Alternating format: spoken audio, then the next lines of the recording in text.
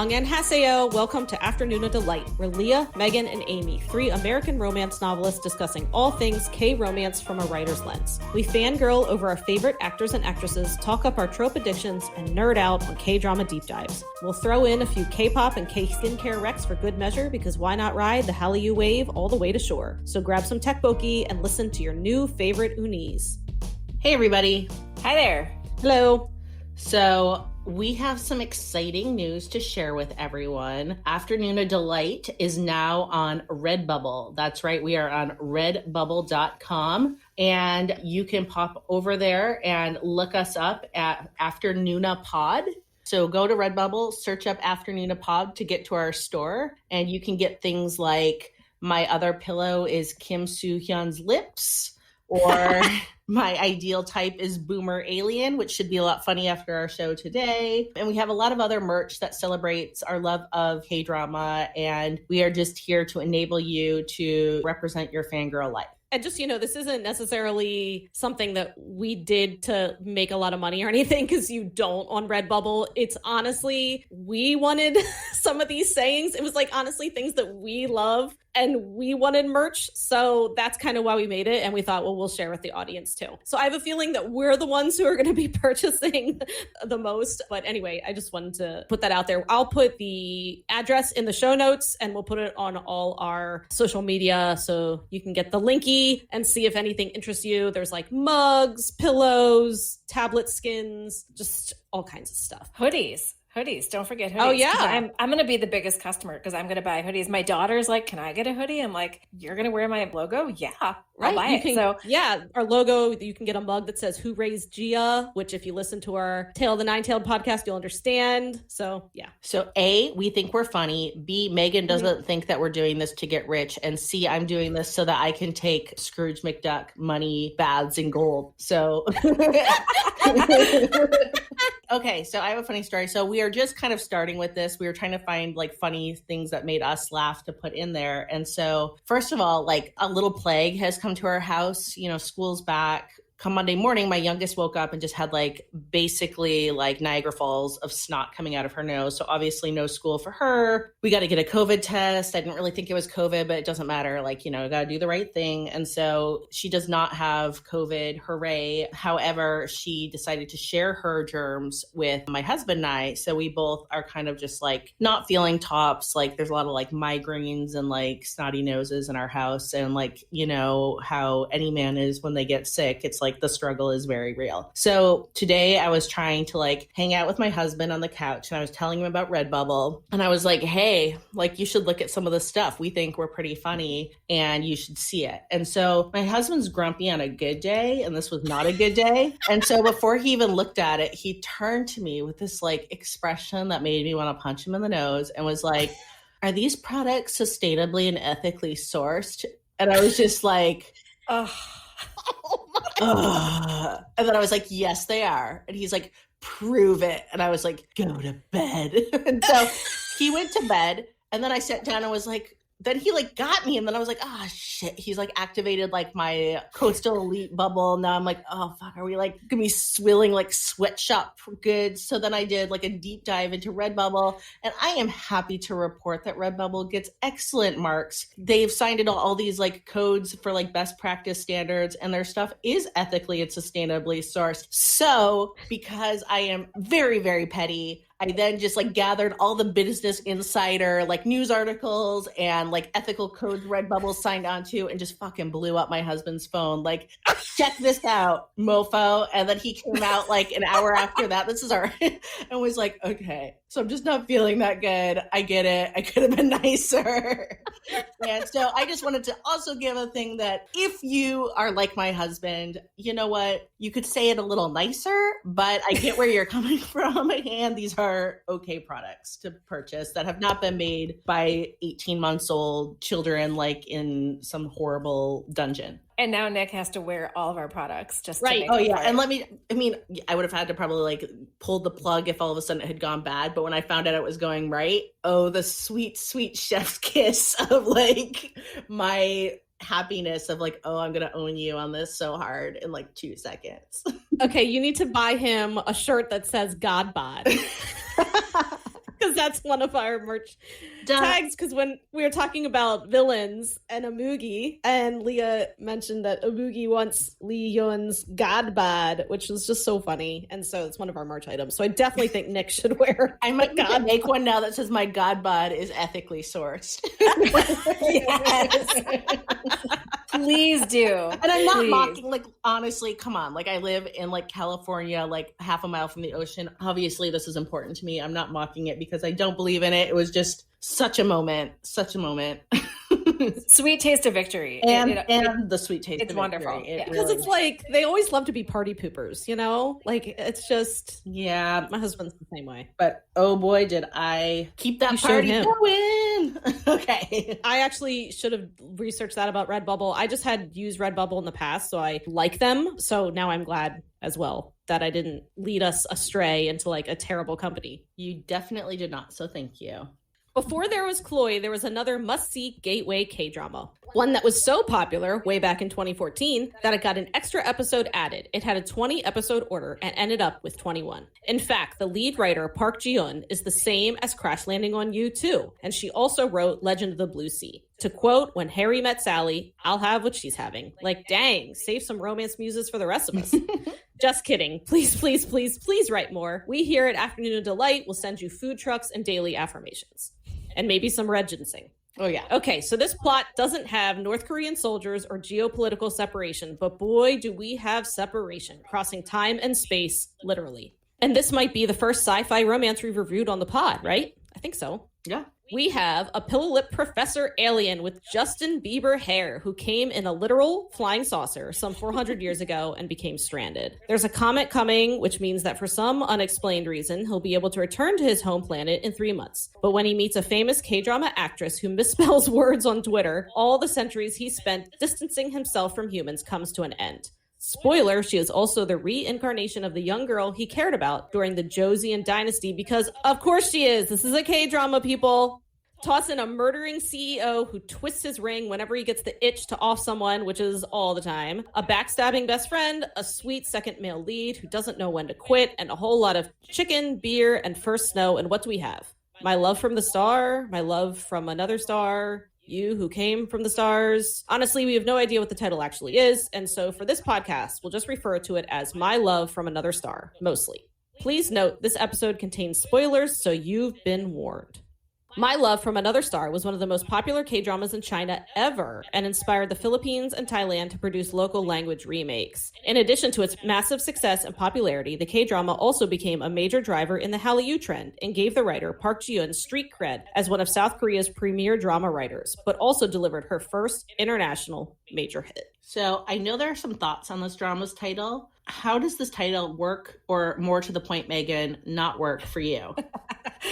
Right. So I'm not even a space nerd. Like, I have zero dreams of working for NASA or traveling to the moon. Like, that was never my thing. I mean, I think like the sky's pretty and everything, but like, that's not really me, which is why this bothers me on a basic level, because it's common knowledge that no one lives on a star.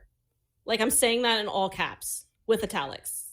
He's from another planet, not a massive sphere of fire. And I realize this could be like a translation issue, maybe, but there is dialogue that even refers to the Earth as a star, and like no one's living on stars. No one's living on stars. So he keeps saying he's from a star, and he like points in the sky, and I'm like, you're not from a star. You're from a planet.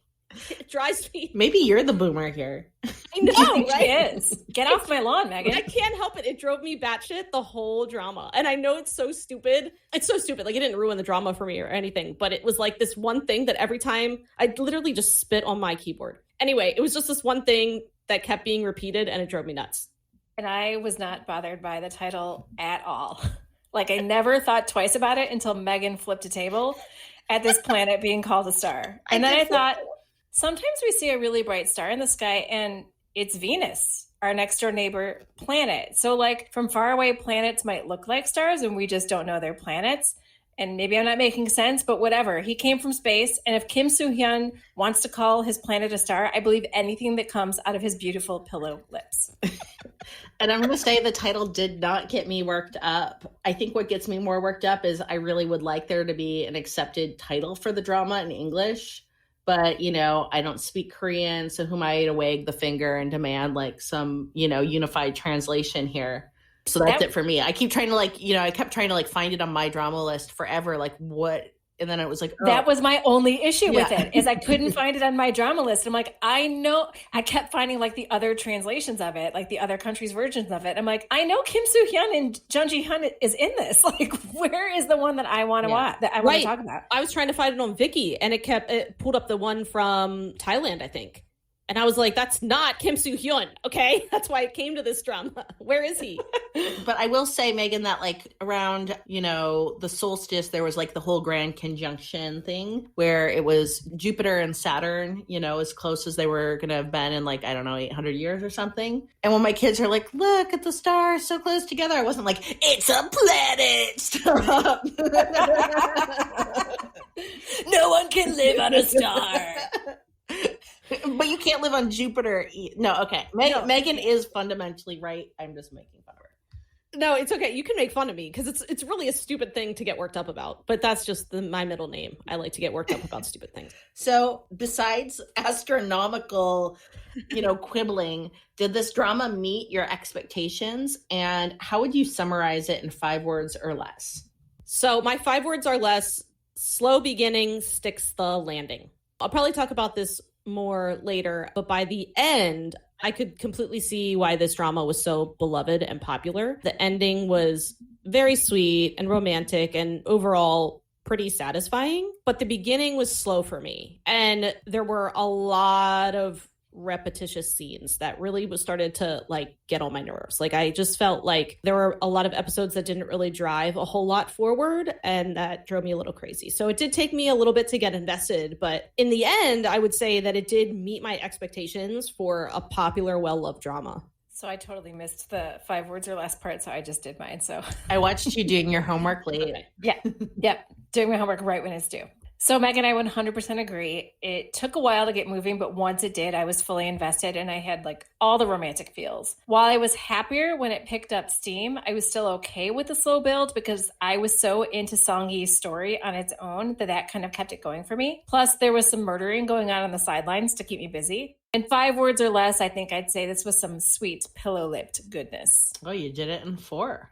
So honestly, I was expecting a bit more. This was my pick for a deep dive. And look, I quite liked it. Don't get me wrong, but I came in to see this hyped. And I think I had a bit of a letdown as a result because, you know, that's never fun when you come in just like, oh yeah, then it's like good, but you're like, it wasn't as good as I was hoping. So I keep trying to put my finger on what kept me from going all in. And I think it was a mix of the uneven pacing, the one-note villain who we're going to get into later, and another quibble that I know we all share, which is the lack of alien world building, which we're going to also discuss. But I did really, truly enjoy Kim Soo Hyun's portrayal as an alien who is literally just so done with Earth. And my 5-word summary would be, even grumpy aliens need love. Before we get into it, a few friendly reminders. Make sure to subscribe wherever you like to listen so you don't miss an episode. And while you're at it, leave us a review and tell us something you liked about the show. We aren't here to just talk to ourselves, so we want to make sure we're giving you the content that you enjoy. Also, follow us on Instagram at Afternoona Delight Podcast for all the show ratings that don't make it onto the pod, book recs, behind-the-scenes fun, and generally shameless fangirling. And if you want to message us about anything you heard on the show, email us at afternoonadelightpodcast@gmail.com.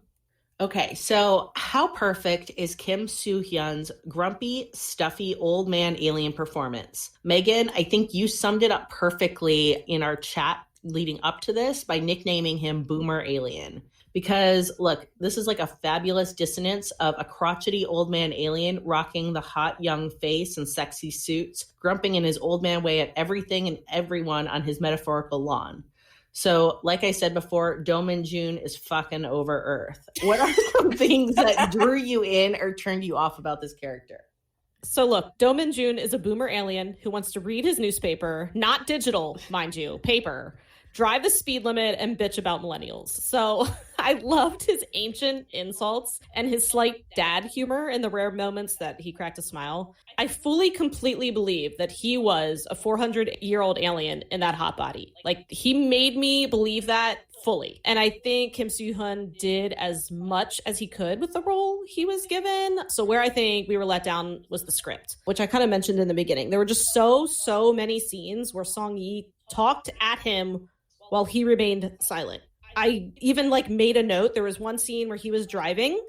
So it was like a full scene. Okay. So she gets in the car. It's a full scene where she talks at him it was probably a 5-minute scene, and he doesn't say one single word, and then they cut to another scene. And I'm like, really? Like, you didn't give him even one word. So he had zero dialogue and only, pursed those perfect pillow lips, which, yes, we will say that. Take a shot of soju every time we say pillow lips. Anyway, he only pursed those perfect pillow lips in annoyance while Song Yi asked him questions. And it just kind of drove me crazy. I needed the script to give him more to work with. I'm fine with a quiet character, but I felt like it didn't fit. I really felt like he would be saying something. And so I couldn't understand why they just let him be silent for entire scenes. So Boomer Alien is the best description of Do Min Joon's character. So thank you for that, Megan, because I love it so much. What drew me to his character? I mean, it's Kim Soo Hyun. As much as I agree with Megan that I wish the script gave him more to work with in the earlier episodes, when he was given a meaty moment, damn, can that man emote. I seriously have a physical, visceral reaction to his emotions, especially when he cries. I start crying before I even realize it. I didn't think I was going to cry in this drama, and I cried multiple times, and it was because Do Min Joon cried. I just want to say yes, because I was the exact same way. That man cries, and I cry. It's I don't know what it is. It's like a signal in my brain. It is, and I think it might be maybe a residual effect from It's Okay, because that was such an emotional role, and that was the first role that I saw him in, except for his cameo in Chloe, when I didn't even know him back then, and I feel terrible that I didn't. But I feel like I still see him as his, It's Okay character as well, and I know how emotional that role is, so maybe it's, kind of like a Pavlovian thing. But anyway, he's just such a good emoter, and it hits me every time. But as for the quiet moments, when he's just being his boomer self, and if, I have to watch Do Min Joon read The Miraculous Journey of Edward Tulane and compare himself to the Lost Rabbit while I'm waiting for the romance to build, then so be it, because I enjoy seeing him on screen. And also, nerdy librarian nod to myself, and we will talk a little bit more about the book later, but I recognized Kate DiCamillo's book the second it was on the screen just from the cover, because nerdy me. So to me, boomer isn't really an age. It's more of a mindset. I think I go along with the idea that baby boomer, that term, that represents the generation that's born, whatever, post World War II to 1960. But to me, how we colloquially use boomer now, to me, that's just someone who's mentally old, resistant to change, and out of touch. AKA literally Do Min Joon, who's dropping his Joseon era quips like it's hot. I will say something that drew me in was every time he was the hot professor, because hot professors are just crack to me. And I could watch him just up there lecturing. I could have watched an entire drama that was just him lecturing, up in front of the class, because that just totally always does it for me. But I think also it's important to remember that, he wasn't always a boomer. And in some ways, Earth made him a grumpy boomer. Because, remember when it's, the beginning of the first episode, when we see, the flying saucer, literally a flying saucer come. Never over it. Never over it. The aliens jump out, and they're kind of, in the forest, just, floating around and, flipping in the air. We never really get much context. They just like to do it. And they're collecting all these samples, and he moves away from the group. So even in the first episode, I felt like it kind of signified that he was a little different. He wasn't just there to collect and explore, but he was looking to connect. He went to see the people in the village. He even tried playing some games. He ended up rescuing the earlier version of the heroine, and that's why he got stranded. But then I feel as time goes by, he keeps trying to help humans again and again and again. And, pretty much all the humans he interacts with just end up being these big jerks. So I also get why he's over it. His gripes check out. And lastly, I'm just going to say, if there is an alien invasion and they look like him, take me to your leader. I'm not going to need to phone home. I think what really happened is he forgot that he could like float and flip all over the place, and he just stopped doing that. And I think he would have found much more joy in his life because he never did it again. Because it's probably really expensive to float and flip everywhere. It wasn't in the budget. You know, what are thoughts on the world building as related to Do Min Joon being from another star or another planet? What burning alien questions do you feel like you needed answered, but sadly remained a black plot hole? Do you like my space puns? I loved them. So, I mean, I've said on this pod before, I write alien romance under the name Ella Maven. So this is like my jam. And so it was kind of like, where do I start? Like, what is his home planet like? How was he born? I read an alien romance series. It's actually called the Caveman Alien series by Callista Sky, which is really good. She had a planet of male aliens, and they were birthed in plant-like pods. So there's no female of their species. So like the plant essentially was the female of the alien species. And that was how they procreated. So like, you know, Do Min Joon mentioned... Wait, just hit pause. So like, do they do it with the plant? No, I don't. See, I need to read it again. It's been a while since I read it. Like, how are the plants pollinated? Are they jizzing on the plants? Crap. I honestly don't remember. Next episode, come with answers. I will. It's been a while since I read. I swear it's a really fun series. Like, I swear there's like dinosaurs on this planet, and some of the cavemen aliens like ride the dinosaurs. It's just I just want to know ludicrous if they're in the best way beating it off on the plants. Okay, I will come next pod and let you know because I can't remember. But anyway, so Do Min Joon had mentioned like I don't really have a family. That's not the way it works. But that's like all he said. So of course immediately I was like, do they have like birthing plant pods? Like, you know what I mean? Like how, or is this like the Matrix where there's like, you know what I mean? The like rows and rows of like the babies and the jelly people. Like, how are you born? Like, why are we not, like, just explain it. You know what I mean? I just needed details. There were so many alien planet questions. What is their tech like? Are there like more? And of course, being me, I'm like, is he alien like down there? What's going on? Can he procreate with humans, or are those bodily fluids off limits too? Like, I had a million technical questions about the whole alien thing that were just completely not answered. So all the things that you just asked, Megan, all those questions, like Song-yi is all in and waiting for him whenever he blips into and out of a wormhole. Like, can you do more than kiss? She's giving her short human life to you. Can you do more? And speaking of lifespan, how long will Do Min Joon live in Earth years? Is he immortal? Does he just stay pretty and pillow-lipped while Song-yi withers? Can she go with him back to his planet? Can she float there and do slow somersaults in the air? How does their HEA work? Like, it's a sweet ending and I loved it. But really, in the long run, like they're just like laying in bed, then all of a sudden, bloop, he's gone. He comes back sometimes like 10 minutes later, sometimes 2 years later. Like, what the hell? Yeah. So, you know, I want answers for her because she's going to grow old and eventually die. How long is he going to last? And will he always look like that? Back and he's like, oh, she's dead now. Or he blips back and she's like old and haggard. So for me, it was like, what world building? Like, okay, so as they're laying together, you know, over the years, is she ever going to just look over and be like, hey, what's the name of your freaking star planet? And like, what language do you speak there? And are there other aliens from other missions around Earth? You know, are there other worlds?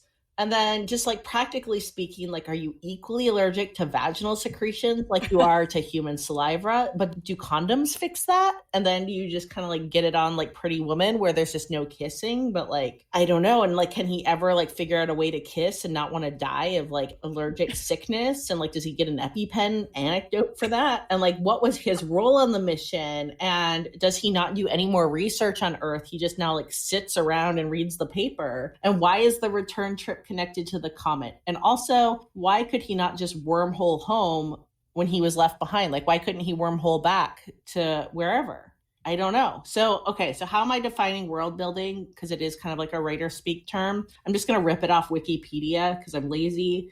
but world building is essentially the process of like constructing your imaginary world, or sometimes even like larger, like a whole fictional universe. So it's just like, you know, all writers do world building to some point, but I think when you're doing science fiction or fantasy, it's, you know, the expectation is to be a lot richer with like your imaginary setting and providing us with like coherent qualities such as like, what are these beings' society like? What's the geography like on their home planet? What's the ecology like? And so, you know, of course, we can have world building in a contemporary romance too. And I think for me, this is like my wag of the finger, is that I argue that the writer and her team did a great job of world building in Crash Landing on You. So again, maybe she learned and grew because, Amy, I think you said you watched Legend of the Blue Sea and that there was basically no mermaid world building in that one, right? Yeah, you see her under the water a couple times. With a tail? Yeah, you see her as a mermaid like a few times, but you don't know at all what her life is like as a mermaid and how her world works. You get like little blips here and there just from what she says once she's on land with legs and stuff like that. But in general, like no idea of like the makeup of her society and why mermaids come to shore to find love rather than just loving on another mermaid. Yeah, no, there's none of that. Almost all of Legend of the Blue Sea is the mermaid on land with legs chasing after Lee Min-ho, which I get it. But yeah, there's no world building for the mermaid. Yeah, like, so when she finds out he's an alien, she's basically just like, okay, but do you like me? Yeah. Like, she's like, okay, enough about that alien stuff. Do you like me? And then she does kind of mention, and I feel like this was meant to be romantic because she does kind of mention, like, she's like, I don't care if you're an alien. Like, I like you for you. I like you. Which is kind of ripping off Coffee Prince, let's be real. It is. Okay. Well, and so, I mean, I liked that to an extent. Like, I think that's okay. That's great. But I still cannot believe that then she's not like, no questions. Questions. Like, he literally has lived on another planet and has been on Earth for over 400 years. Like, do you not even want to know if he's ever going to die? Like, he's going to outlive you, obviously. Like, how are there no questions? Like, it drives me bananas. Yeah, and also, I would just have questions about what it was like to live 400 years on Earth. I mean, she was just like, do you like me? Like, I couldn't believe that was like, I mean, I know she's kind of a little bit of a selfish character, so it did fit her, but I don't know. So, which alien power would you most like to have as depicted on the show? So I don't really like to go anywhere anyway, so like F to teleporting, but I would really want the ability to make coffee without getting up. So whatever that power of his is called, where he can manipulate objects and like bring his cup to his hand, I want that. Telekinesis? Is that what it is? Yes. Okay, then I want telekinesis. That's when you control things with your mind. Okay, that's what I want. I'll take the teleporting then, because I hate flying on airplanes. Much anxiety. So let me teleport and just go where I want without having to deal with TSA or my fear of heights. Damn it. And I would go with stopping time because I think it would be convenient, and I would definitely not rob banks. You would definitely not rob banks? Yeah. Yeah. Okay. So you're going to rob some banks. So you're going to rob banks. All right. So the children's novel, The Miraculous Journey of Edward Tulane by Kate DiCamillo, is a children's book from which Do Min Joon repeatedly quotes throughout the series. And after this drama came out, it went to the top of the bestseller lists in major Korean bookshops. So librarian teacher Amy, thoughts on this book and how it relates to the drama? First of all, I love that the author got like book sales from this. Like, I wonder, like, you know, does her foreign rights agent like let her know, hey, like this Korean drama featured your book and now you sold all these books in Korea? Like, who knows? But I think that's really cool. For those of you in America, if you don't know of Kate DiCamillo, she is a really big children's book writer. Her book Flora and Ulysses is a recent movie on is it Disney Plus, I think, where Flora and Ulysses just showed up. Yep. Yeah, so Flora and Ulysses is one of her books. She's got some really, really big kids' books. Okay, so librarian nerd alert. Here we go. There are so many great parallels between Edward's journey and Do Min Joon's. Okay, so while Do Min Joon lives many lifetimes in the same general place, South Korea, from the Joseon dynasty until present day, Edward, a China rabbit, like meaning made of China. He's described as a China rabbit, so like China porcelain. I'm not, calling him racial a China profiling. Yeah, not racial profiling the rabbit here. So Edward is this rabbit made of China who starts his existence with a little girl named Aibileen in the 1930s. And he's very spoiled by Aibileen, and he gets dressed in all these wonderful outfits, and he loves his life with Aibileen. But he's eventually lost on a boat when she takes him on a trip. And when he's lost, he ends up getting passed around and kind of living several lifetimes in possession of different owners who treat him in all different sorts of ways, some good, some not so good. Very much like Do Min Joon was treated differently by the humans that he met along the way, depending on how they reacted to who/what he really was when he was open enough to trust people, which of course he got less and less willing to do so as the years went on. And then many years later, a broken and repaired Edward is now in a shop again, waiting to be purchased and just kind of sitting there, I think for years. And finally, he's purchased by an adult Aibileen who is now grown with a child of her own and purchases the rabbit for her own child. And so it's this sort of cyclical journey of Edward starting out happy and loved and thinking, his life is great, and then going on this great journey of several lifetimes until he finds sort of home again. So both Do Min Joon and Edward have to deal with being parted from those that they know and love. Both have to travel a great distance, both physically and emotionally, to finally make it to the one person who truly holds their heart. And for Edward, it is Aibileen. And for Do Min Joon, he spends much of his lifetime searching for the young princess whose life he saved and lost hundreds of years ago until he finally meets Song Yi, the person he learns to love in the here and now. Whether she is or is not the reincarnated princess, he finally is able to, sort of separate that and be like, I love you now, and I don't love you just because I think you're her. So just great themes of love and loss and self-discovery in both. And I think it's a lovely parallel, and I loved this so much. The book nerd in me, the librarian in me, just adored this part of the drama. So finally, why does Do Min Joon shower with a towel on? Yeah, I don't know, man. I mean, watching that scene, I had to laugh because it's just like, whose idea was that? Like, they could have just shot him from, the waist up or whatever. I don't know, man. I do have to say, like, thanks at least for giving us a shower scene. Like, at least he wasn't wearing a shirt too. So when I think I'm the first one who watched this drama. And when I first started it, I remembered mentioning it on the pod. I was like, so there's a shower scene in the very beginning and he's wearing a towel. And so my question, going back to all of the other alien questions, like, is this how aliens shower on your fiery burning star of a planet?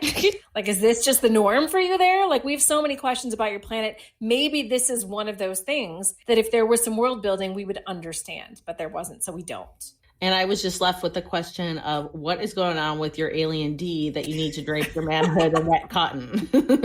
Alien D. Oh, goodness. Yeah. All right. Well, it's time for our favorite segment of the week. And it's when one member shares a favorite K-pop song or K-skincare rec or K-merch. And this week we've got Megan with a K-pop rec. So I really enjoy the girl group Itzy. They're really a lot of fun. I think their dance moves can be a lot harder than some of the other girl groups. And so they recently just had a comeback, as in like a few days ago, with the song Mafia in the Morning. And I really enjoy kind of how aggressive it is, especially for a girl group. They feel really powerful when they sing it. And yeah, I really like it. So if you want to check out Mafia in the Morning by Itzy, I recommend it. And while we're giving a fave, let's give another shameless plug for our new Afternoona Delight podcast merch on redbubble.com. Go to the website and search Afternoona Pod and subscribe to our store. I definitely need a sticker, a shirt, and a mug ASAP. So I wanted to do a fun fact. There's lots of fun facts with this drama because it was so popular and so beloved. So all sorts of like strange things happened in like fandom spaces as a result of that. So one is there's a quarry in Songdo Mountain in Incheon where this is the spot where Do Min Joon stopped the heroine's car from rolling into the abyss. And he kind of like teleported and comes down, like thumps the front of the car while like the baddies are trying to like send her to her death. And it's been developed into a tourist destination. And specifically, it's popular primarily apparently with Chinese visitors who pump billions of won into the local economy to visit the location. And in fact, these visitors also have like gathered and held an unprecedented chicken and beer or chimak party that was recorded in the Guinness Book of Records in 2016 as I don't know what, like the largest chicken and beer party ever.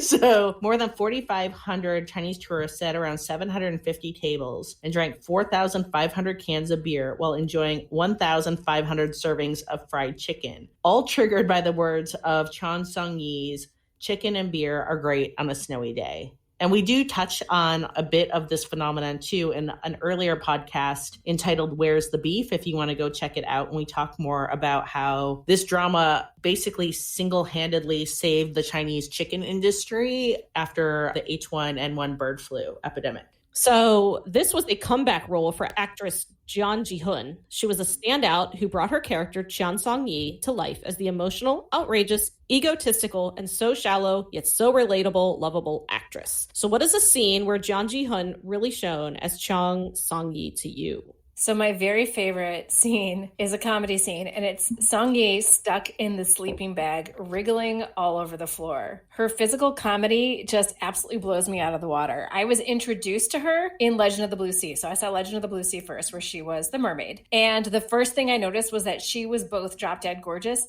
and hilarious on a level that I had not yet seen in a K-drama. I can't say enough about her comic timing and physical use of her body to land a truly funny moment.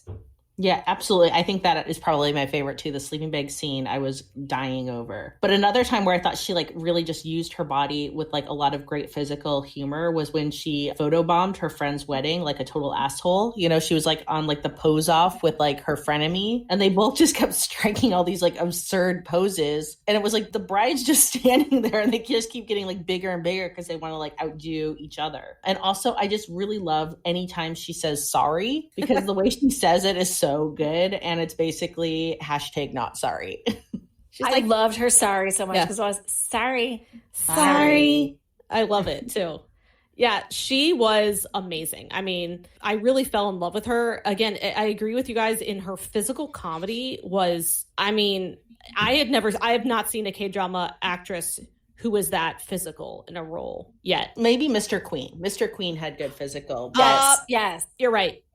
I will agree with that as well. The man spreading was, and when she jumped in the Bear Lake, yeah, you're right. But I still think it's rare. So the character also had a lot of depth. The script did not let her down, in my opinion. You know, she was revealed layer by layer as the drama went on. And she also had, 100 times the dialogue and physical acting that Kim Soo Hyun did. So to me, she truly carried the drama. And there were so many scenes where I think she knocked it out of the park. I guess the first one I really loved is when she gets drunk and confesses obnoxiously to Do Min Joon about her feelings for him in this like flashback. So she wakes up the next day, like you don't really know what happened. She wakes up the next day and like little things will bring back the memories of what she did, but it's like the flashbacks were hysterical. I mean, she's like bringing him her shoes and she's like wailing in front of his door, and it was just amazing. And then I also loved the nuance of how she played kind of when Song-yi had like fallen from grace. So this was when she was a little bit shunned by the entertainment industry, but she manages to land a role as a supporting actress, which is,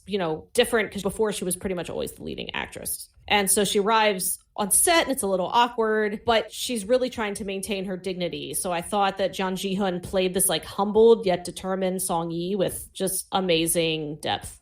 Did the ending for you feel satisfying or like a cop-out? We've talked about like all the questions that we have already. So I will say, yes, I was happy with their happily ever after, but like what I brought up before, like she just lives the rest of her life with him blipping in and out of wormholes. I have questions, but I loved Song-yi and Min Joon enough that I just kind of let it slide in the moment so that my heart could be happy because I wanted that happily ever after. But now that I've had time to digest, I just have questions. Yeah, I mean, the same. I mean, I really liked the ending, but I just felt like there was so much, there was a lot of open-ended stuff. I mean, I felt sort of like emotionally satisfied. So when I turned it off, I was like, I had kind of the happy sighs. But then as time goes on, when like the endorphins have worn off, I'm like, wait a minute, there's like a million questions I have about him. He's an alien. Yeah, I thought the ending was sweet, and I did like the when Harry met Sally finale vibe where he'd been doing the recordings the whole time himself, and then at the end they're there together in the video. But I mean, I would have liked it 10 out of 10 better if I knew a single freaking thing about his alien life. But I do have a fun fact, and that is that My Love from the Star, Another Star, You Who Came from the Stars has a different ending in China. So in the Chinese story, or in the Chinese version, the entire story ends up being a fictional tale that he writes for Xian Songyi because China censors materials with aliens and supernatural beings, and the show's ending had to be changed from the original, in which Do returns to Earth from his star to reunite with her. So I thought that was interesting. Yeah, that's fascinating. I didn't know that China censored that. Man, aliens and supernaturals are the best. Thoughts on the ensemble? Who stood out to you? So I loved Park Hae-jin as Lee Hee-kyun. Amy talked about him in our second male lead SOS episode, and at the time I didn't fully appreciate her HEA for him as I hadn't seen the drama yet, but now I totally get it. Totally get it. So at first, at the beginning of My Love from Another Planet, I was a little turned off of him because he came across a little to me as a guy who couldn't take no for an answer, so it icked me out a little bit. But then he ended up just being this amazing muffin of a friend, and I completely swooned when he sent the food truck to her set. This was, as I mentioned earlier, when she was kind of being shunned, and so she arrived on set as a supporting actress, and he knew the day was going to be rough for her. And then he also saved her life. The whole thing when she's on set and she has to leap off this wall and she's on cables and the cable breaks and, she's about to plunge to her death and he rushes over and catches her. Yeah, he saved her life. And I know Do Min Joon saved her life, but his risk was much less because he has, alien superpowers. But, Lee Hee-kyun didn't have any of that stuff and he still did it. So I loved him. And I love that no matter what, he did what was right for the greater good. So he exposed his brother as the murderous bastard he was and tore apart his family in order to protect Song Yi and also to get justice for his brother's victims, including his ex-sister-in-law and his oldest brother. I mean, it wasn't just about Song Yi. It truly was, I want my brother to be stopped because there's going to be more victims. So I also really like Song Yi's little brother, Cheon Yoon-jae, played by Ahn Jae-hyun. He was just this perfect, sulky teenage boy, but then he was adorable when he got super excited over Do Min Joon's telescopes. Thanks, Megan. Take the whole cast. I know. But how can you not, right? Because it's a great ensemble. So I totally agree with you. I did a whole segment on Lee Hee-kyung. I loved him with all my heart and really think he deserves his own happily ever after with his own alien. Also agree that Yoo Se-mi was the worst. So props to you and Na for nailing that role because she did it so well. And also I loved Song Yi's brother. He was a science nerd though and still asked barely anything about Do Min Joon's planet. Good point. He was just happy to do the ET finger with him. That was a cute scene though. It was. It super was. I loved it so much. So I'm not complaining about that. Do Min Joon was so boomer about it too. He's like, I don't do this. Right? Yeah, it was super cute though. So I'll add to the list Kim Chang-won as Jang Young-muk, Do Min Joon's lawyer / surrogate father. They have such a great rapport together, which now makes It's Okay Not to Be Okay even more special to me since I saw that one first, seeing as how they got to reprise that relationship in that drama. See, I liked his character in this role to a point, but then I thought he just seemed real clingy. So he kind of bugged me a little bit by the end. I was like, But he was like the caretakers in Goblin. You know what I mean? Like that he basically lived it. Like, first of all, Do Min Joon saved his life, when he was younger. And then he basically lived his life kind of in service to him. He did. I just felt like, look, your boy is finally getting that sweet lips on something and stop cock blocking everything. He was a cock blocker. Absolutely. But those sweet lips made him almost die when they touched Song Yi's sweet lips. So, I don't know. I am defending Kim Chang-won, and that's all there is to it. Megan agrees, cock blocker. And look, I'm not going to add anything else that's not been said here, except I will say, did anyone catch the Little Bay Susie cameo when she played the infatuated student? I thought that was fun. Did. Yeah, that was super cute. So yeah, I actually did not know that was her until I was looking up the name of the younger brother just yesterday or whatever, just to talk about him on the show. And I saw in the cast was Bae Suzy. And I was like, really? I didn't even know. You want to know why I know who she is? Why? Because I watched her fall in love with Kim Woo Bin. Thank you. I'm like, I can't Uncontrollably fond. Watched her fall in love with Kim Woo Bin and uncontrollably fond, and then watched him die. So that's how I know Susie. I didn't know she was the heroine there. She is. Thoughts on the drama's villain? Yeah, so this was my least favorite part of the drama. Every time Lee Jae-kyung came on the screen, the drama played this orchestral screech. And I liked it at first. I did. But then since it happened every single time, it almost became like a parody to me by the end. You know what I mean? It almost became like an SNL skit that you like knew he was coming on the screen when it was like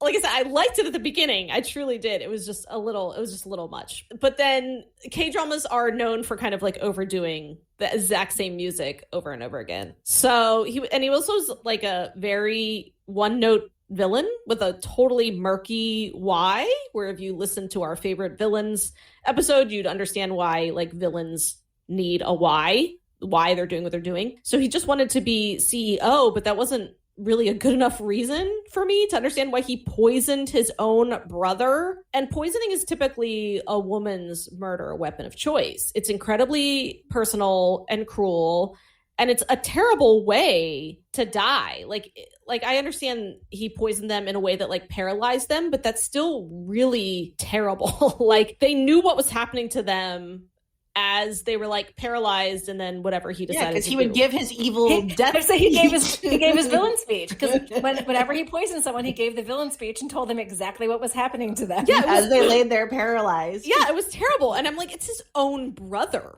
Like, and that's another thing too. Like the brother never did anything to him, at least not anything that they showed in the drama. He was just older. He was just older.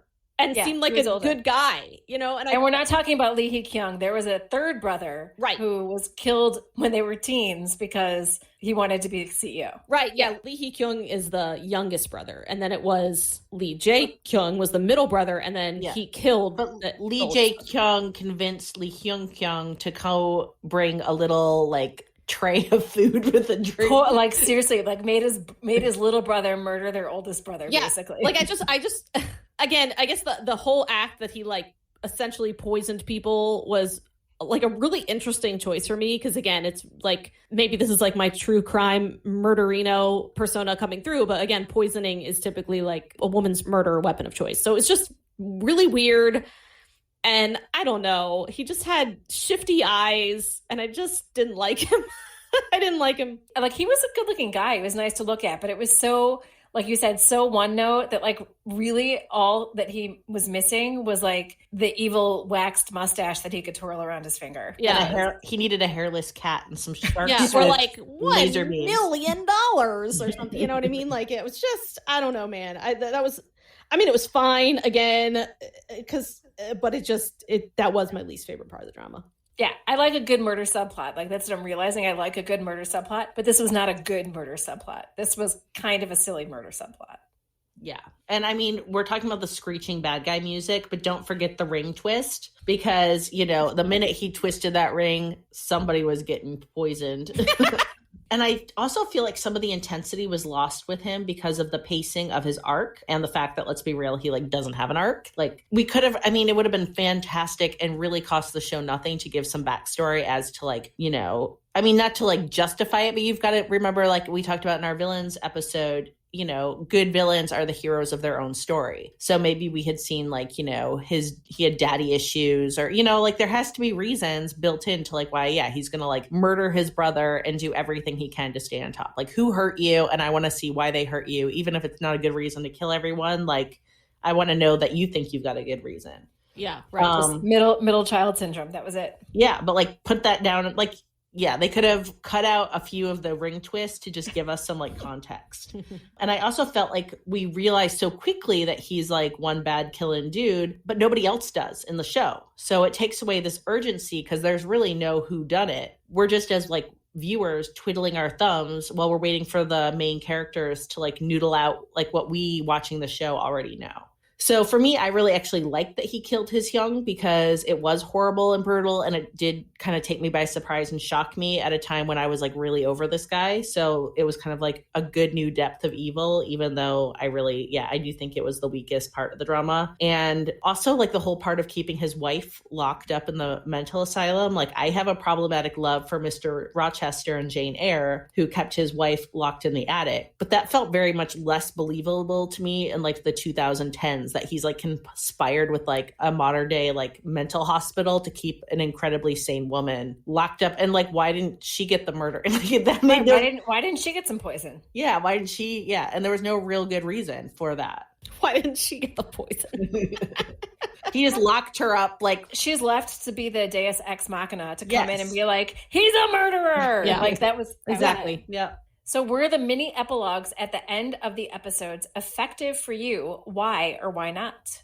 Yeah, I really like them. And they sort of felt like deleted scenes. I mean, they weren't, because they did give like new information usually, but it was still cool to think of a scene like during, the meat of the drama, to think of a scene a certain way only to be shown that wasn't the full story at the end. And a lot of the mini epilogues kind of gave me like happy sighs. Like they made me really happy. So just in the way, I felt like the mini epilogues almost like slowed a scene down and gave us a little bit more information. So I really enjoyed them. We've made comparisons to When Harry Met Sally, I think a couple times in here. And that's one of my favorite movies ever, my favorite romances. And I love their like little interstitials of the couples, breaking the fourth wall and talking to the audience and stuff like that. And so I loved that because it felt very When Harry Met Sally to me. And it gave us deeper insight into some of the scenes, which I really loved, especially the scene where Do Min Joon breaks up with Song-hye on the frozen lake. And when you get to see that he actually stopped time so that he could kiss her, oh my gosh, my heart in that scene. Like I loved it. I absolutely loved it. And I didn't mind these little epilogues. They were fun, but they kind of ended up not having any point. Like, again, to just like beat this horse who is not Maximus from King the Eternal Monarch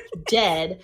Like, were these videos he was making as like some sort of vlog for his home planet? Like they kind of felt like they were some sort of a diary, but who knows, because this whole movie was, look, he's an alien, but who cares? Right. It's funny that you bring that up. Like I never once thought like, why is he doing this? I was just like, these are cute. I like them. Same thing with like, I never cared about the planet being called a star. Like it's not until you both bring that up that I'm like, oh yeah, that is something. Like why the heck was he doing these? Or was it just a device for us, the audience, to get the extra depth into those scenes? Any last thoughts on my love from a star, my love from another star, you who came from the stars, whatever we want to call it?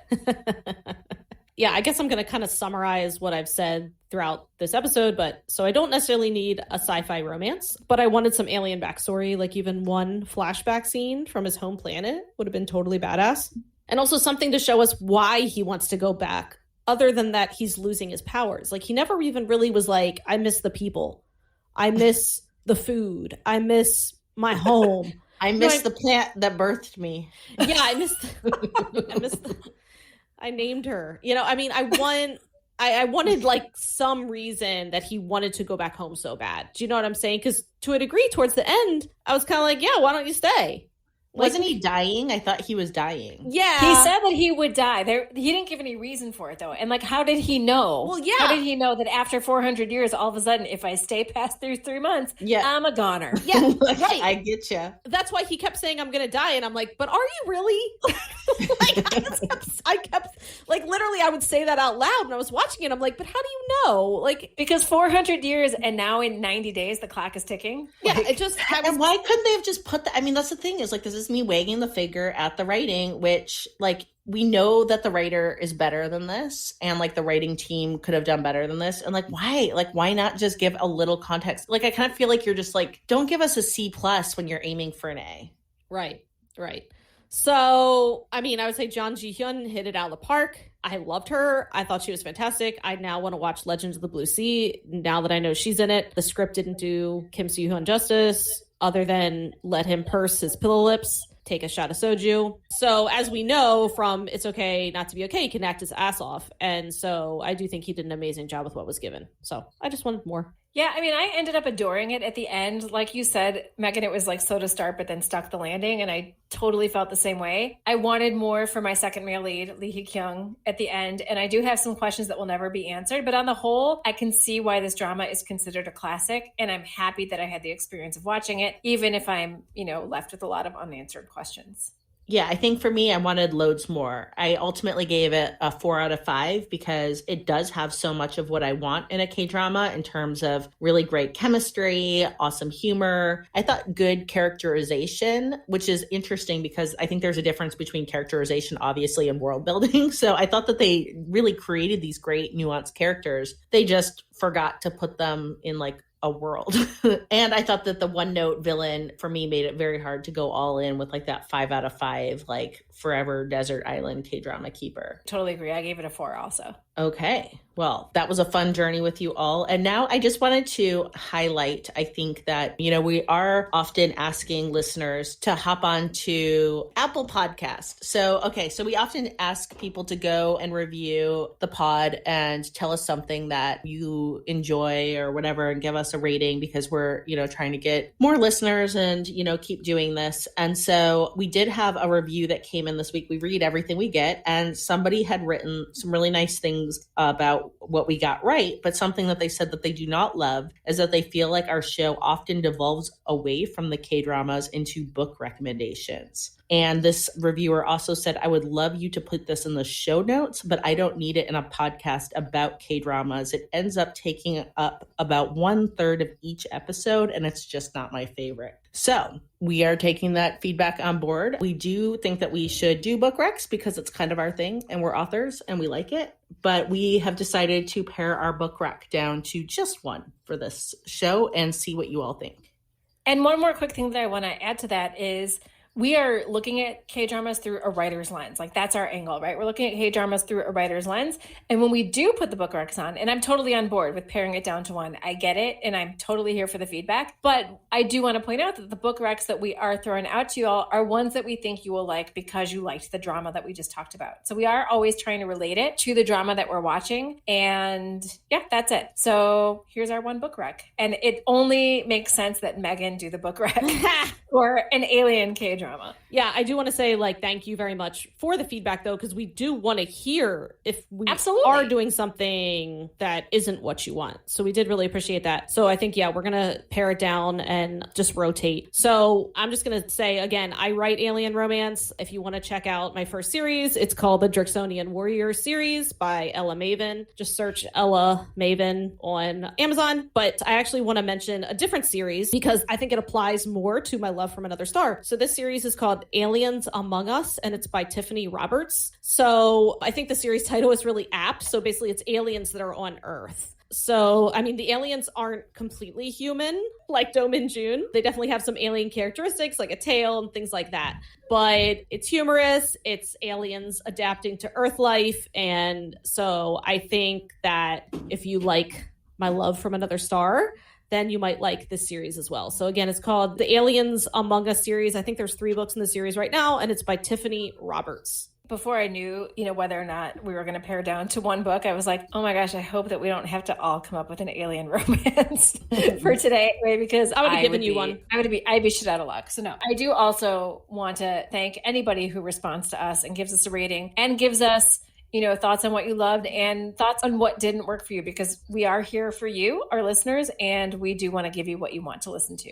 And you can always email us. I'm sure you don't know because why would you? But folks do email us and give us feedback, and we do always respond, and we do try to take that on board. All right. So what is everybody currently watching? So I actually have made very little I've made progress, but I haven't changed anything. I'm still watching Miss Yang, I think is how you pronounce it. I'm in the final stretch. I've got, I think, 3 episodes left. But yeah, it's been a busy, week and a half. And so I've been kind of at like a 1 episode a night pace, which has been good for a drama that's kind of a bit quieter. But I'm telling you, this show is wrecking me. I think it's going to go in, if it sticks the landing, it's going in my top 5 because there's no romance, there's feelings, but I felt like, I don't know what to say. It's slow paced. I feel like it was less slow paced than Run On to some degree, but it's like weaving itself in together now, and you're watching these like characters make these like big character arc leaps, and oh my god, it's crushed me. I just had like tears the last 2 nights just like pouring down my cheeks watching it. And it's not sad, it's just heartwarming. And I think that there's a lot of things it's trying to talk about in terms of like capitalism and work culture, but also people trying to like retain their humanity in inhumane systems. And then there's a lot of like intersection between people starting to like, I thought,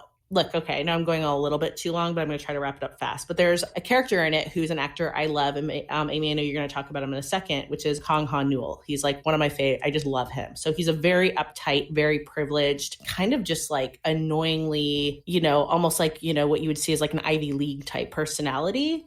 And he has never been very like empathetic or kind to like our main hero, played by Siwon from Run On, who is much more like working class and has had lots and lots and lots of hard knocks in life. And I felt like 2 episodes ago, he just had this like full realization of like how much his privilege and his privileged upbringing has like given him every single advantage. And I don't know, I mean, like maybe that's part of like the conversation that's happening, like, you know, in student life when I'm at the university, or like kind of like more timely in the news. But I felt like it was just this really authentic like realization of like somebody who's been kind of given everything and become a real judgy bitch as a result of it, really like checking themselves and realizing how much socioeconomic status really has on like who can like, you know, win at the game of life and who cannot. So I don't know. I've just found it incredibly powerful. And yeah, speaking of Kang Ha-neul, in our last pod, I think I had just started When the Camellia Blooms, and tonight I considered just blowing off the podcast to keep watching. That's how much I'm loving it. Leah watched this one first, and Leah was out of her mind in love with this. And, you know, you really can't understand how a person feels about a drama until you've watched it too and have that same reaction. And look, we were introduced to Kang Ha-neul, Leah and I, when we watched Heirs or Inheritors, whatever you want to call it. And in that drama, he plays a high school student who is like the coolest kid to ever cool. And he's a side character, so we don't get a ton of him, but what we do get of him, he's the shit. He's pretty cool. And he's hot. And, you know, not gonna lie, he's a good looking dude. He is just, I mean, we use the word goober a lot, but he wins at goober. And in the best possible way. His mom, like, the drama, calls him a big toe. Yeah, she refers to him as a big toe. She's like, you don't know how to dress. Like, you've got this goofy haircut, but someone's going to love you. And I'm like, yeah, they're going to love him because he's the most lovable human to ever human. And it's a fantastic ensemble cast. Like, I love every single storyline going on in this. And there is a murder subplot that is done very, very well. There is no dastardly twisting of a ring on anybody's finger, no twisting of a mustache, no petting of a hairless cat. It's just, so far, it's very well done. I'm on episode 13. It goes till 20, and I don't want to stop. And if I didn't have to sleep, I would finish it tonight, but I do have to sleep, so I'll finish it this weekend. And this is the writer also wrote Fight for My Way, which I know Megan has really enjoyed and talked about in the show, and I think is way up high on my list as a result. Yeah, Fight for My Way is great, and I think we'll do a deep dive on that sometimes. I think it's on our list. So I'm going to start Vincenzo like ASAP. When I first heard about Vincenzo, I wanted to watch it. Like, that's almost everything about it is kind of up my alley. And right now I'm seeing it all over social media, and I'm terrified I'm going to get spoiled. So at this point, I'm like, you know what? I need to watch it like now before someone spoils it for me and I get pissy about it. So I think I'm going to start it, and I'll probably end up binging it in between packing my house. So yeah, I think that's what I'm watching next. As far as our next episode, let me tell you, we are doing I'm Not a Robot. And I cannot wait. I'm going to lose my shit.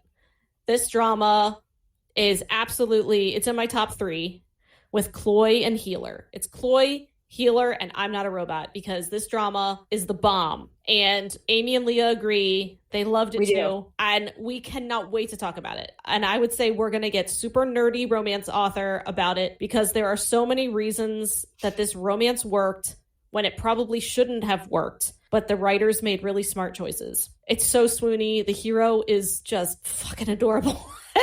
And the pacing of it is fantastic. Fantastic. Like, and just from a writer's perspective, it's so well done. So I can't wait to talk about it. There's so much to love. And yeah, that's next week. So stay tuned, because we're going to be gushing. That sounded terrible. Gushing all over. Like the aliens gush on the plant. to fertilize. We're them. gonna gush in a way that would make an alien allergic. And next week I will come. Next week I will describe more about these alien pods. I gotta reread the books. I might even just message the author and be like, "Tell me how this works again." Yeah, tell me how do you they fertilize the pollinate. pods? How do they pollinate their flower? Right. On that note, thanks for listening, everybody. Annyeong. Kamsahamnida. Thank you for listening to Afternoona Delight. Make sure to subscribe for more great K-romance conversation. And be sure to follow us on Instagram and Twitter at Afternoona Delight Podcast for more information on our podcast, behind-the-scenes photos, and, of course, pics of our favorite oppas and anis. Annyeong!